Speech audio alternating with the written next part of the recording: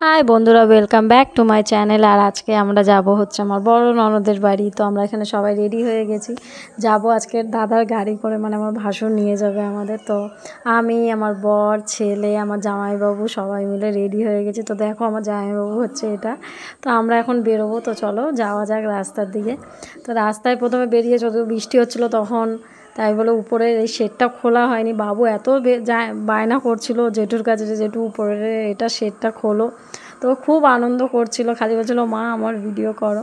তা আমরা তারপরে হঠাৎ করে আবার বৃষ্টি চলে এলো, তাই বলে আবার আমাদের শেডটা বন্ধ করতে হয়েছে। তো দিদিদের বাড়ি আমার শ্বশুর বাড়ি থেকে অনেকটা দূর, প্রায় আধ ঘন্টা 45 মিনিট লাগে। আর ওখানে রাস্তাঘাট এত সুন্দর, মানে তোমাদের কি বলবো, খুব সুন্দর লাগে পাহাড়ি রাস্তাঘাট। তো দেখো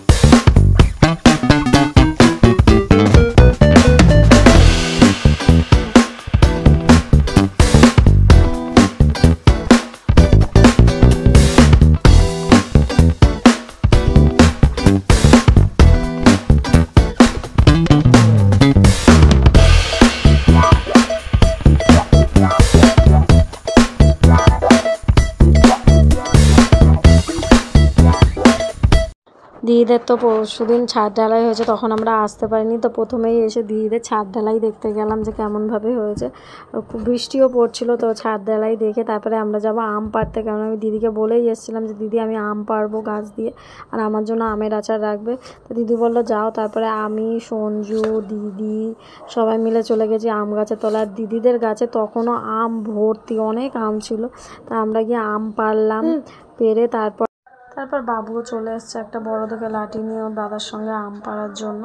তো দেখো এখানে আমরা কটা আম সবে পেয়েছি। তারপরে প্রায় আমরা 1 বস্তা মতন আম পেড়েছিলাম।